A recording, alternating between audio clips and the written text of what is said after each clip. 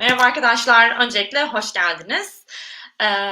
Bugün Esen UK olarak sizinle Dünyanın 8. üniversitesi olan Üniversite Kalıcı Londra'nı buluşturacağız. Bunun için bir webinar organize etmek istedik. Bu bizim yakın zamanda yaptığımız, işte hani Ekim ayı yeni akademik dönemle beraber, yeni akademik dönemde yaptığımız ilk webinarımız gibi düşünebilirsiniz. Bundan sonra yine aynı şekilde bu şekilde webinarlarımız devam ediyor olacak. Sizi Birleşik Krallığın çeşitli üniversiteleriyle burada bu platformda buluşturuyor olacağız.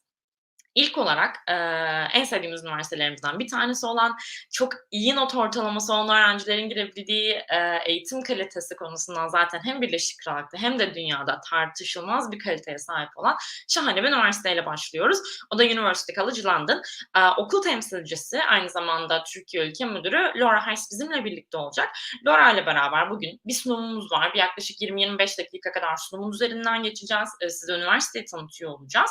Ondan sonrasında da sizin merak ettiğiniz soruları yanıtlıyor olacağız. İstediğiniz her şeyi sorabilirsiniz. Ona elimizden geldiği kadar hepsine cevap vermeye çalışıyor olacağız.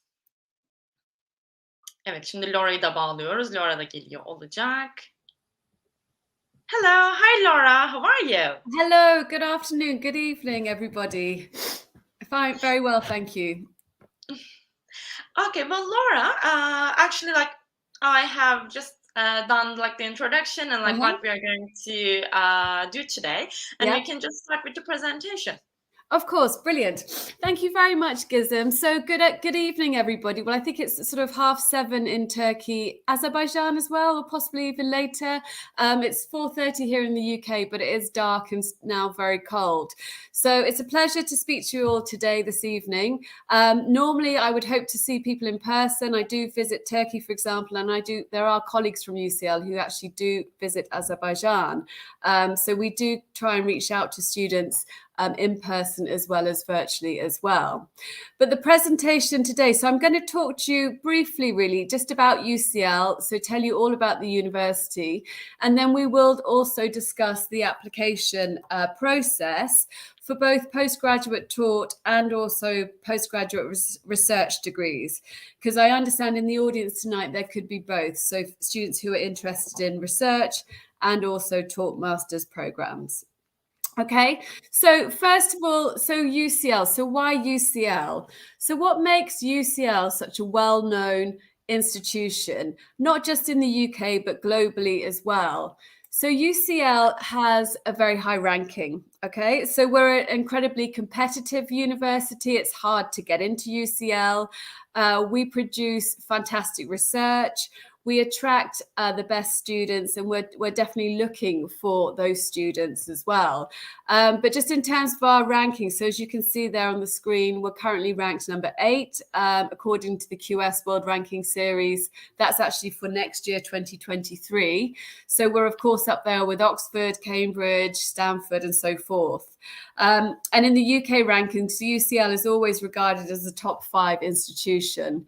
But rankings aside, I mean, rankings aren't everything, but I do know that students, obviously, and parents in particular, will look at rankings in particular. So, you know, any degree at UCL is taught by world-class academics who are at the forefront in terms of the research and the knowledge that they're imparting to their students as well.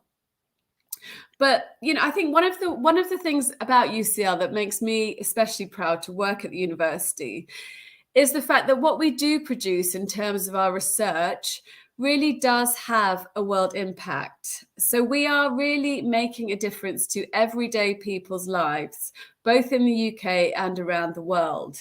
And that really is very much part of UCL's mission. It goes back to the origins of the university nearly 200 years ago, but also very much for what UCL stands for today. So, you know, I mean, I'm sure you'll agree the world is facing an array of different challenges. And UCL sees itself very much as a university that wants to help, who wants to improve the world, society for all people. So just to kind of give you an idea of UCL, for example, it's often in the news. I mean, I'm sure you will have seen UCL academics on the news, whether that's I don't know, international news agencies, CNN, the BBC. Regularly, we appear in newspaper articles, journal articles. There's a few most recent ones coming up there now. So, for example, the UCL Physics and Astronomy Department is involved in the production and the analysis of images produced by the James Webb Telescope. So I don't know if there are any budding astronomers or physicists in the audience. I'm sure you have heard of the James Webb Telescope. So UCL academics and students are involved in this fantastic project. Also during the pandemic. So again, UCL academics were called upon not just by the UK government, but by governments worldwide to offer their assistance and their kind of groundbreaking research. Two departments that did get together were the medical faculty and the engineering department. And they were actually asked by the UK government to come up with a breathing aid to help keep patients outside of intensive care. So I think in the space of about 3 months together, these two departments came up with this breathing aid, which is called UCL Ventura, which was hugely successful. It was donated, the patent was donated worldwide to different countries to use in their hospitals, and it was used all around the world, and it did keep a lot of people outside of intensive care. So it just goes to show really what we do at UCL. Whether you're a student from engineering or health sciences or history or archaeology, what you're learning at UCL really is going to make a difference for the future. Just sort of putting a kind of an economic value on the work that's produced at UCL. So the LSE, so that's the London School of Economics, they recently did a study looking at the kind of the economic and social impact of research produced of the output of UK universities, so the economic value. And so that would be research. It would also be looking at what kind of careers graduates go on to, as in how much do they earn. And UCL came out as number one, and we were astonished to find out that UCL actually contributes just over £10 billion to the UK economy every year, which is it's amazing. It's staggering. This is actually more than what was generated by the London Olympics in 2012. So again, it just goes to show that what is produced at UCL is sought after around the world, and it's it's a huge industry in the UK itself. So we're really proud at UCL to have had 30 Nobel Prize winners in the past 100 years, many in the field of sciences, for example, in engineering, but there are other candidates as well from social sciences, for example. The most recent one was Sir Roger Penrose in 2020, so 2 years ago now. So he was part of the team that looked at the study of black holes. He was a physicist, he is a physicist, and he graduated from UCL in the 1950s from the mathematics department. We're known really as London's global university. So I'm sure you're familiar with London as an international city. So, there's nowhere else quite like London. It probably is, similar to New York and possibly Paris. It's probably the most international city in the world. So, we welcome people from all around the world. We have been doing so for many, many years. I think you're guaranteed to hear 5 to 10 different languages every day in a city like London. And UCL really is a kind of a unique institution in that it represents entirely the City of London. So we have nearly 50% of our students are from overseas. We've been welcoming international students for many, many years. A third of our staff, so that's our academics, professors, they're actually from overseas as well. So it's an incredibly diverse, dynamic international community in which to join. And that's not only kind of exciting and important really for when you're studying at UCL, but also for those networks that you will build in the future. So by coming to UCL, you'll meet friends, partners, all sorts of different people from around the world who you will probably hopefully stay in contact with in the future. I think last year, for example, we currently had just over 300 students from Turkey on our campus. We are seeing more students coming from Turkey for undergraduate degrees, but we still obviously are recruiting for postgraduate and research degrees as well. So we're looking to, hopefully increase our numbers from Turkey and Azerbaijan in the future. So the sort of ethos at UCL, so I was talking a bit about how we really want to make sure our research makes a difference in the world. UCL is regarded as the home of disruptive thinking. And this goes back to the origins of the university. So it was set up nearly 200 years ago in 1826. And this is by our founding father, Sir Jeremy Bentham. You can see his image there on the screen. So Sir Jeremy Bentham, he was actually a social reformer. So at the time in England, you could only access university if you were rich, if you were a man, or if you were from a particular religious order. And he saw the unfairness in this, and he wanted to establish a university where everybody would be welcome. And so UCL was the first university in England to welcome women and to welcome anyone from any social class, any religious background. And that spirit of egalitarianism, fairness, equality is very much part of the UCL ethos today. So we do make sure that we have a number of scholarships and bursaries that reaches out to students, including international students. So we really do want to attract students who perhaps wouldn't ordinarily have the financial means to study abroad in the UK. Within the research that takes place at UCL, we see ourselves, as I mentioned, very, very much kind of looking to the future, working through trying to solve problems, trying to solve the world's greatest challenges. So we're always trying to find solutions to what's happening in the world today. So there's so much research on at UCL regarding to climate change. Many departments focus on that specific area. Again, urban planning, that's a huge area at UCL, making cities more sustainable, easier to live in.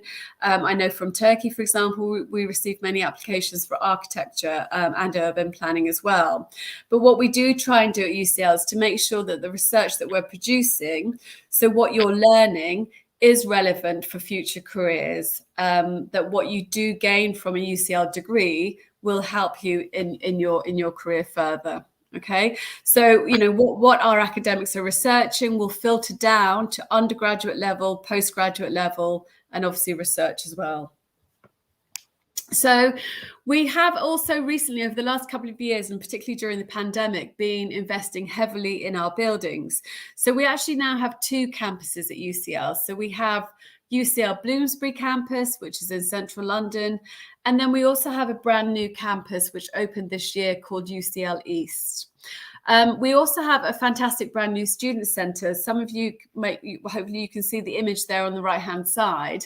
This is on our Bloomsbury campus. It's received numerous design awards for its environmental efficiency in particular.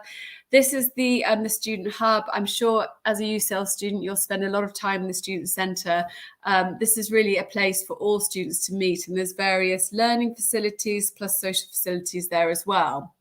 But the other image you can see is UCL East, so that's at the Olympic Park. And this part of London called Stratford is really emerging as a new cultural centre of London.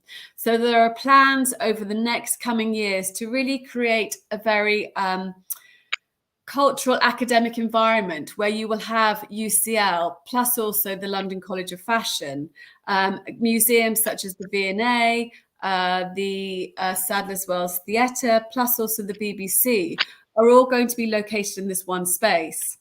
And so UCL, in this brand new campus, what we're trying to do is to really to create plus design those programs for the future. So again, it's looking very much at those key areas. So those challenges that we're facing related to climate change, inequality, urban planning and so forth. And so the sorts of programs that we're creating at UCL reflect those particular challenges. So, I mean, I've just highlighted some of the new programs here at UCL East, which I'm sure some of you would be interested in. So ecology and data science, this is a brand new program. It's not offered at many other universities. We also have an MBA in health management. So, you know, again, the health industry is obviously a huge employer, a future employer, not just obviously for healthcare professionals such as nurses and doctors, but also for management teams. So we've actually designed an MBA that's focused entirely on becoming a hospital manager or, you know, something, a clinic manager and so forth. So these are all brand new courses that really are looking to the future to make sure that we're creating the right employees for future professions. We also have at UCL the Francis Crick Institute, which is next door to our campus at Bloomsbury. And this is actually a massive biomedical research centre, which is set up in collaboration between UCL, King's College and Imperial College London. Plus also, I think it's UK cancer research. And this has actually been developed as one of the world-leading biomedical research centres in the world. So this opened several years ago. Lots of really groundbreaking, interesting research takes place at the Francis Crick Institute. I'm sure many of you have probably heard of it, if it's your particular field. And it really is an exciting place to have right on our campus doorstep. So looking at the programs at UCL, so we have 11 faculties. We teach just about everything. So, you know, we're one of the largest universities in the UK with 44,000 students.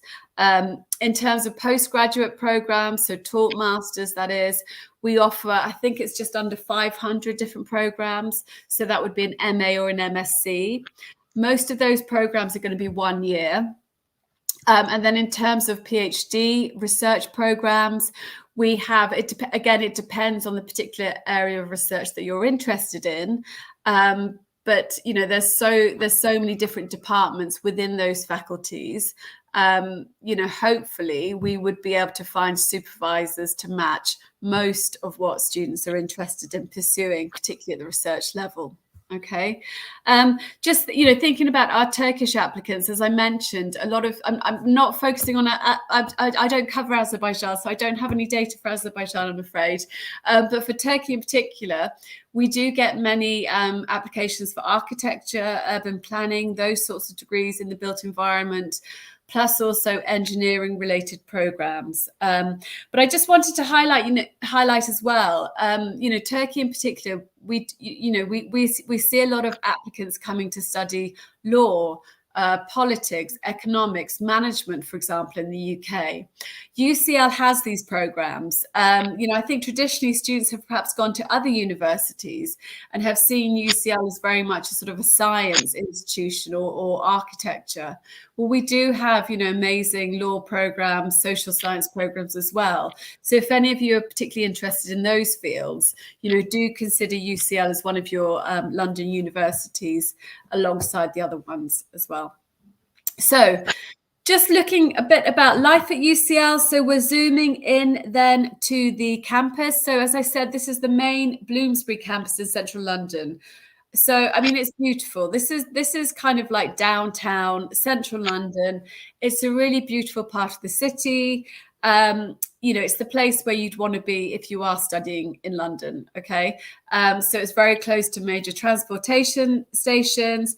Plus also nearby you have Covent Garden, Oxford Street, shopping areas.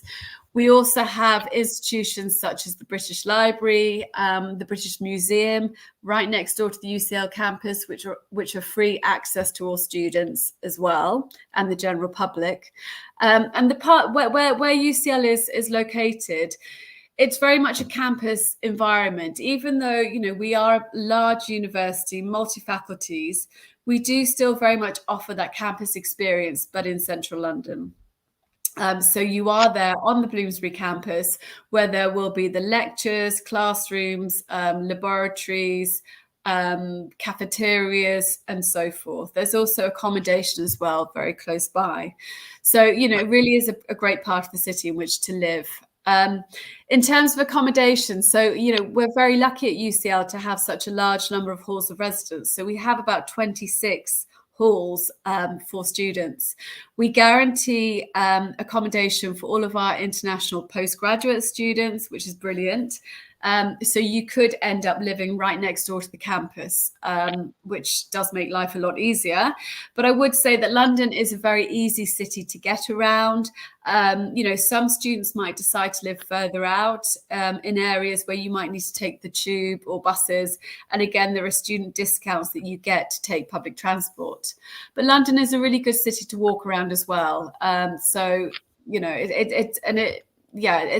think accommodation in London, we'd always recommend, really, if you're coming from overseas for the first time without a network in the UK, the halls of residence are an easy choice, okay, because they're a safe environment in which to live.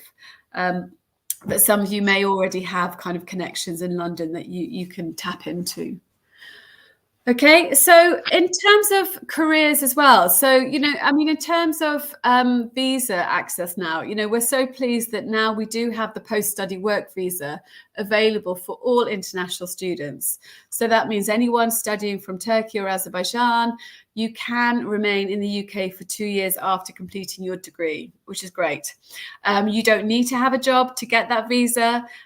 You're allowed to stay for 2 years. Hopefully you will find a job, and you can, do any kind of work during those 2 years. Okay. If you want to stay on in the UK afterwards, then you would need to gain sponsorship from a particular company to sponsor you for a tier 2 work visa. Okay. But I think, by being a UCL student, so our graduates are very much sought after. So we have, through our careers service, we have various employers coming onto our campus every year. So I think before COVID, we had something like 900 events that took place on campus, which gave students the opportunities to meet with companies, law firms, banks, different corporations, all sorts of different industries who wanted to recruit UCL graduates. So, the opportunities are there as an international student to kind of venture forth into the career, into a career in the UK, and particularly being in a city like London, still most major industries have their HQs in London. So it's a fantastic city in which to kind of consider career options as well. So the career service at UCL can point you in the right direction. We do have various events that take place throughout the year as well, helping students to write CVs, interview technique workshops, internships as well. This is a very important part of to get some kind of work experience is really useful for future careers. And again, as an overseas student, you could actually use that 2-year study visa to perhaps take part in an internship, something like that. Okay, so the support is there at UCL to help you in that first instance. We also make sure we look after our students. So, we have student services, brilliant student services dedicated to helping you in terms of accommodation searches, well-being. We look after our students. We want you to be happy and healthy while you're at university. We have fantastic sports clubs, plus also sports facilities that you would expect at a massive university, including an indoor swimming pool and a gym on the campus as well.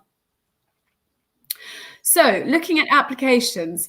So first of all, for taught master's degrees, so these would be the 1-year MAs or MScs. So last year we received over 90,000 applications. So UCL, it's competitive, but it's not impossible. And what I would say is, there are so many different programs, just under 500. We are strict on entry requirements. So for students from Turkey, for example, we're looking for a minimum GPA of 3.3 out of 4 for most programs. There are some programs that would consider 3 out of 4. But the vast majority is going to be 3.3. And that's what they're looking for. So if you have 3.25, I'm afraid I would probably advise that you don't apply. We don't want students wasting their money on the application fee. The application fee is about £100, which is quite a lot of money. So, you need to be realistic when you're considering UCL. So in terms of the application, we do make conditional offers. So there's no expectation that you have completed your degree already when you make the application. We will view your application. If you haven't finished university and we like your application, we would make you an offer, a conditional offer, which would say that you need to achieve 3.3 out of 4, plus also your English language qualification, and then you would be allowed to enter UCL. So for most programs, English language is around 7 in IELTS, minimum 7, which is usually about 6.5 in all the subscores. And I think, we do consider other tests like TOEFL, Pearson, Cambridge, academic English, for example, and so forth. We do require an English language test. So even for those of you who are perhaps at universities that teach in English, such as Coach or Sabancha, for example, we still do require an English language test from you if you're at one of those universities. So the application itself, this is again for taught master's degrees. So it's fairly straightforward. So applications we opened in October, and we consider applications on a rolling basis. Now, I do recommend that all students try and get their application in by January, February at the latest. The official deadline for most programs is the end of March. But we do definitely guarantee, we advise you to kind of make an application by January, February time, just in order to get all the processes in order, as it can take some time to hear back from UCL. So normal waiting time for an answer could be anything from 6 to 8 weeks. So the application, which is all online, also requires you to write a personal statement. And this personal statement is really the only chance you're going to get to connect with the admissions team. Personal statements, they tell us about why do you want to study the program. We want to see if you're committed, if you're the right student for this particular program, and you're a suitable candidate for UCL. So usually no more than 2 sides. Again, it needs to be very specific about the program that you're interested in. This is where your research is key. So we expect you to kind of be fully aware, to understand what the course entails. You might want to highlight some particular modules or areas of research that take place at the department that you're interested in. Talk about your current academic studies, any research projects that you're doing possibly. Work experience, if you do have any work experience, that can also be included in the personal statement. But again, it's very much an academic personal statement detailing your interest in the particular program itself.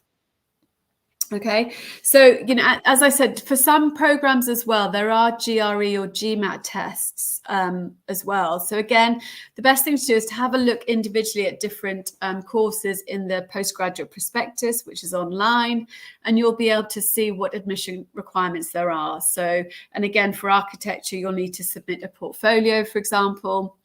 And again, so the deadline 30th of March, and they've opened already. So they opened in October. And do expect to hear back, to wait to hear from UCL anything between 6 to 8 weeks. We also require 2 references.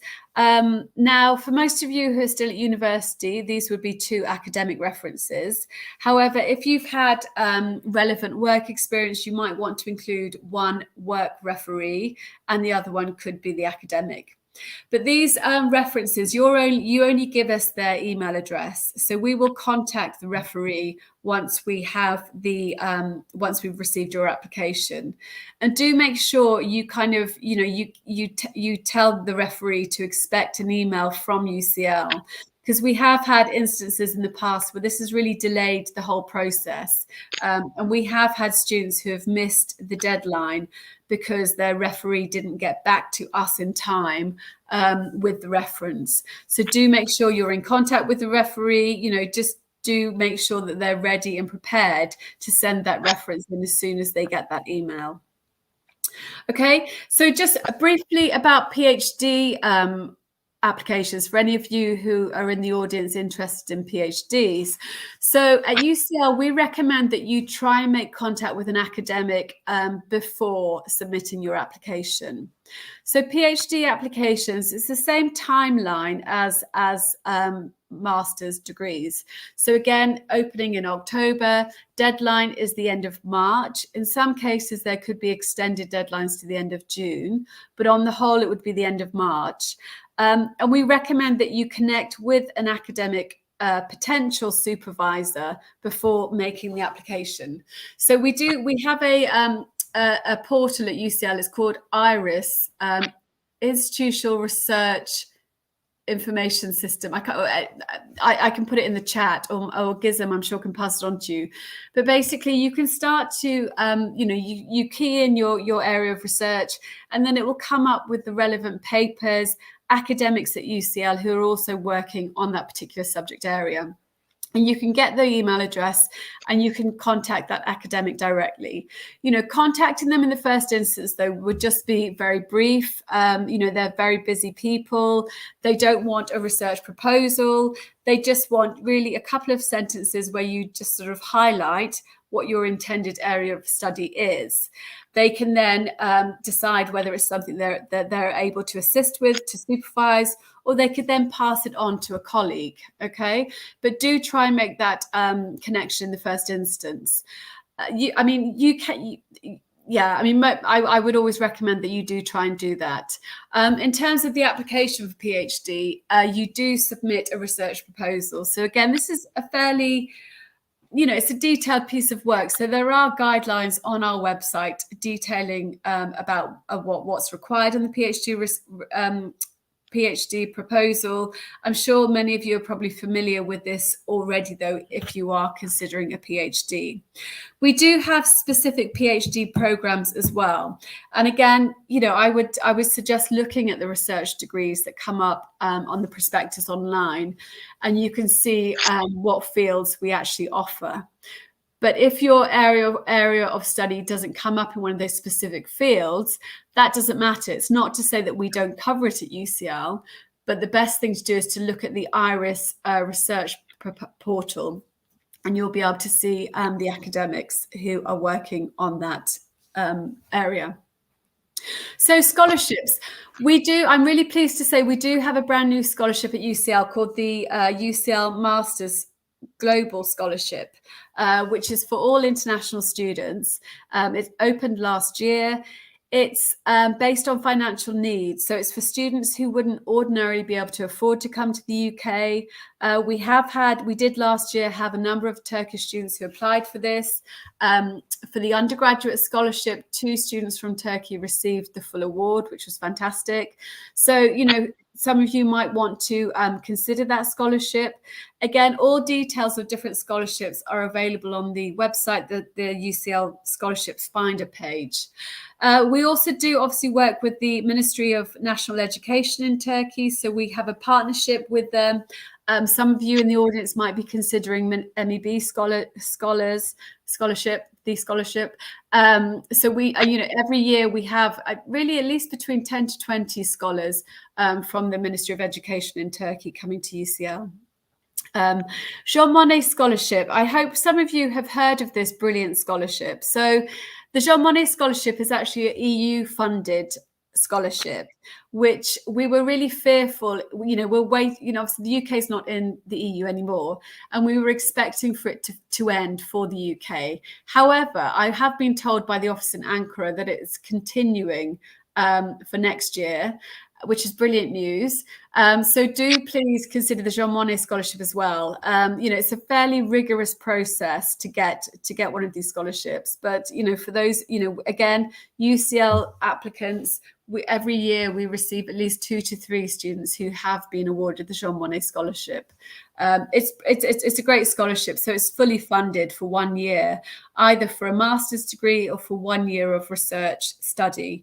And it includes everything from your flight, your tuition fees, living costs, and so on. And then we Chevening Scholarship. So again, Turkey is obviously one of the partner countries for the Chevening Scholarship. You might want to consider that scholarship as well. But do look at the scholarships finder. There are specific scholarships for particular departments, which would be for international students. There aren't that many though. Okay, so just do be aware. UCL, it's an expensive university. So on average, most of our degree programs are £27,000 a year. That's tuition. And living costs in London can be anything between £10,000 to £15,000. So, it's expensive, and the conversion rate at the moment to the lira is dreadful. So, I appreciate how expensive studying in the UK can be for students. So do take a look at those scholarships that are available. So that's the presentation. As Gizem said, so I am the what am I? My job. So I'm the international officer for Turkey. So I do visit Turkey at least twice a year, which is great. I love coming out to Turkey. I'm more than happy for you to email me directly. My email address is there on the screen. I can also arrange one-to-one meetings via Zoom. Whilst I'm here in the UK. And I do visit the SI UK office when I am in Turkey as well to meet with students. And also I'll be attending their fair in Istanbul on March the 12th, I think. So hopefully I can see some of you then. Okay, so on that note, I'm going to stop sharing the presentation. Yeah. And show. Laura, thanks a lot. Like, you have covered all the things that we need to know about UCL. Really? Oh, wow. We've got some brilliant questions here already. Great. Exactly. Actually, everything was in the presentation, but probably the students maybe missed, maybe they want a clear answer. So we can actually start from the top if you like to. About scholarship opportunities we just covered. So and actually you can just take a look at the scholarship finder, or you can always contact the SI UK team so that actually we can just send you the scholarship opportunities. UCL has both UG and PG scholarships up to £15,000, which is actually amazing. The second question is, Laura, how many questions do you have actually what's the ratio of the international students to the total student population? Yeah, so I mean, UCL it's one of in fact it's the largest UK university in the UK now. So we've got 44,000 students, of which 50% are from overseas, and they're literally from around the world. So I think you're guaranteed to be in a class with at least 10 different nationalities. Easily. So 44,000 students at UCL. So it's very 50% are international. So and London is such an international city as well. So you'll meet people from all around the world. Well, considering that actually the Bloomsbury campus is just right in the heart of London, so they'll be meeting a lot of international students. Yes. So the other questions, do you have your accommodation options? Yeah, so with accommodation, so as I mentioned that we have 26 different halls of residence. So those are UCL halls of residence. We do guarantee accommodation for all of our international students as long as you apply within the deadline. So halls of residence is basically a university. I mean, you have halls of residence in Turkey. I'm sure you know what they are, but it's university-owned accommodation. They tend to have different price ranges. You can have something that's really plush and beautiful, or something that's slightly cheaper, but they're all kind of safe, well-maintained residences. Single bedrooms, some have ensuite bathrooms, some are set up in kind of flat areas where you'd have kitchen, a social area as well, which you'd share with other students. And there are also some studio options where you could actually have your own kitchen. But again, it depends on what your budget will allow. There are also other halls of residence, which are private halls of residence in London. These tend to be more expensive, but they're very nice. They're all kind of fairly new and very easy to get to the UCL campus from. Otherwise, there'd be shared housing. So we do have an accommodation office at UCL, and we can give you a list of reputable landlords, so people that we work with, that we've vetted. There's also various websites like Gumtree, I think there's something, where you'd be able to find a room in a shared house as well. But I think halls of residence is just so much easier when you're coming from overseas. I don't know, it's just, so everything is paid for as well. So, you pay the one fee and you've got everything covered, like your heating bill, your Wi-Fi connection, your gas, electricity. It's much easier. And they're safe as well. Yeah. Because like moving to another country is actually stressful. So like when you arrange your accommodation, actually like you solve half of your problems. Yeah, no, I agree. And also the halls of residence give you the opportunity to really kind of meet people, a lot of people from different departments, plus also different countries. So, socially, it's a good place to be, Exactly. I think. Yeah. So like the other question is like, which universities do you have in your approved list? Because like some universities actually, like, how can I say, when students graduated from like a certain university, sometimes like it's not recognized by the UCL. So like, questions about like which universities are. We consider applications from all universities in Turkey. The actual list that the admissions team look at is under review at the moment. But traditionally, we're looking for students really at the top, universities in Turkey such as Boğaziçi, Ankara University, Metju, Sabancı, Koç, Bilkent. Traditionally those are the universities where we have received applications from, Metju, Hacettepe, but we do consider but the list has been revised. Yeah, okay, exactly. So you are accepting from like all the universities in Turkey. But I would, that entry requirement at 3.3. I can see somebody here has asked, what's the minimum GPA for LLM programs? So LLM is 3.3, and that's 3.3 minimum. That's the bare minimum. In the Actually, this year, for example, we've got 3 students from Turkey on the LLMs, which I'm really pleased about. But, most of the offers are probably made to students who've got 3.5, 3.7. Laws is tough at UCL. It's a very well-regarded law school. But there are brilliant law applicants in Turkey. I know from my previous experience working at different universities. So we really do hope to kind of increase the number of students who are considering law from Turkey. Exactly. Okay. English, I mentioned English. So again, most programs are going to be 7 overall in IELTS with 6.5 in the subscores. But again, just check the website. Some of the science programs and engineering courses might have a slightly lower IELTS score of 6.5, but do just check. Campuses. So we have 2 campuses now, which is brand new, because the UCL East campus is new. So that opened in September. So we have our 2 campuses, the Bloomsbury campus and UCL East. Okay, that's perfect. Like, how far is the school from the center? Like, the Bloomsbury is just right at the center. It's center, yeah. I mean, like studying in Bloomsbury, it's like being at Boğaziçi University. It's downtown. Oh. Yeah, exactly. Yeah, I don't know. Istanbul's mass. Where it's downtown. It's in a really nice area. We can definitely say that. It's all Boğaziçi, or I mean, it's not like it's not out of the city, so it's bang there, right in the city centre, which is great. So you're very much, you're in a student community, but the whole life of London is going on around you. I guess it's kind of a very cultural area though, so it's quite an academic heritage area. So you have museums, libraries on the doorstep. It's not where kind of like the main finance and banking area of London is or anything like that. It's more of a kind of a cultural, it's a tourist area. There's lots of tourists in that particular region as well. Okay.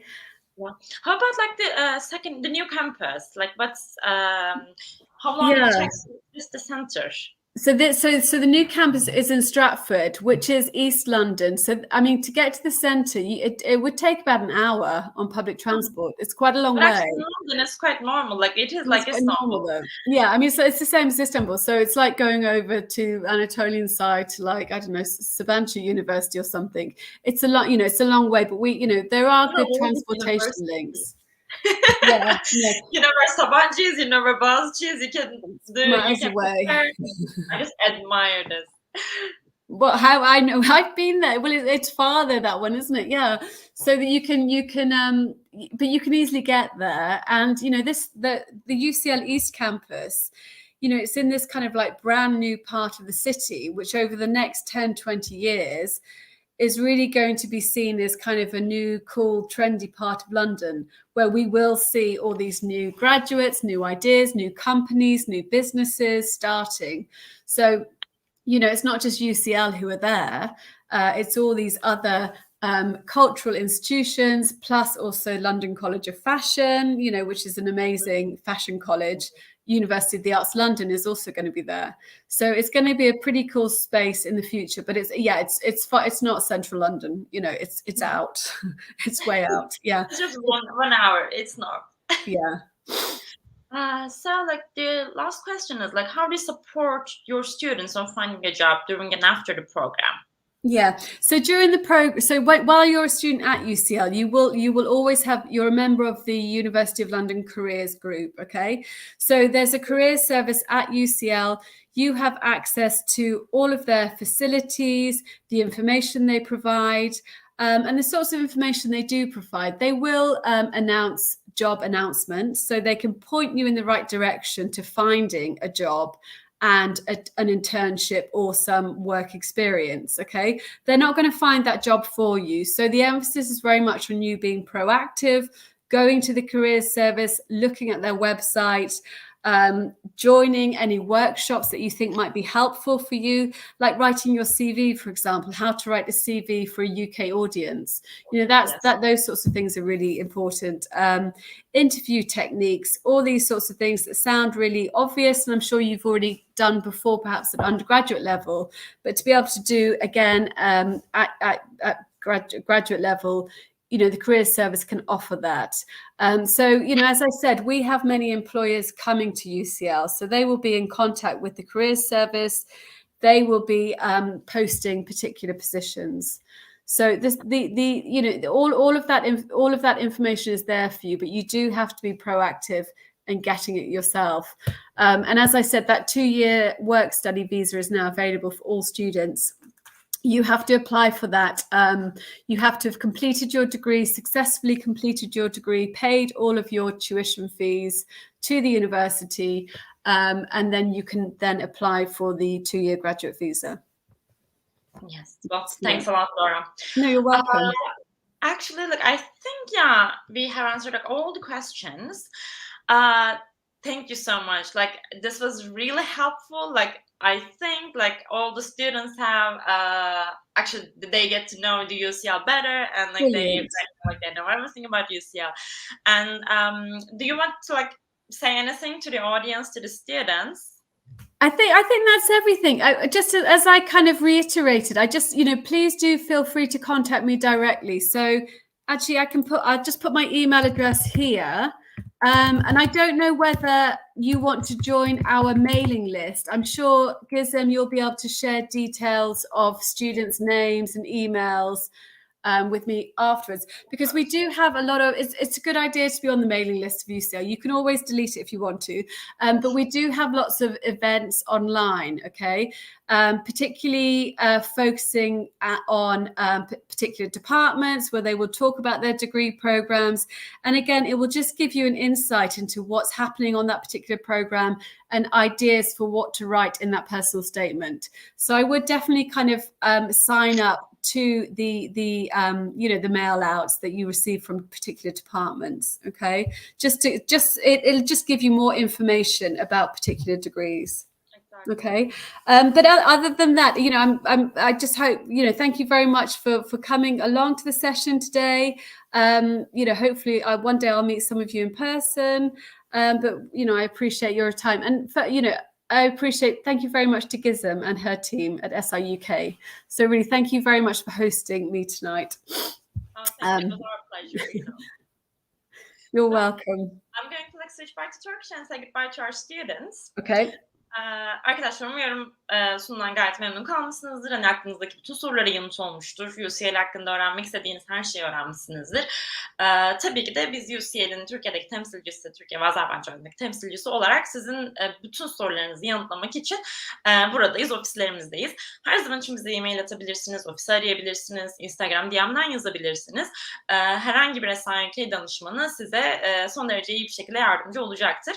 Birleşik Krallık Üniversiteleri ile ilgili, Birleşik Krallık'ta eğitim, yaşam, burs imkânları ile ilgili olarak aklınıza takılan her şey, spesifik olarak UCL ile ilgili aklınıza takılan her şey ya da, hani, herhangi bir üniversite gördünüz, o üniversiteyle ilgili aklınıza takılan her şeyde bize çok rahatlıkla ulaşabilirsiniz. Ofislerimizi ziyaret edebilirsiniz, arayabilirsiniz, DM'den yazabilirsiniz. Bugün burada olduğunuz için çok teşekkür ederiz.